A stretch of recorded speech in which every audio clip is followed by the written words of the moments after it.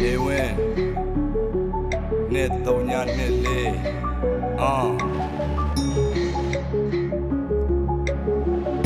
အခက်ခဲတွေများကြီးပဲရှေးစပုတ်ခန့်နေတဲ့ထင်းနဲ့အတားစီတွေများကြီးပဲငါဘယ်လိုဖောက်ထွက်ရမလဲမြဲစဉ်းစားနေတယ်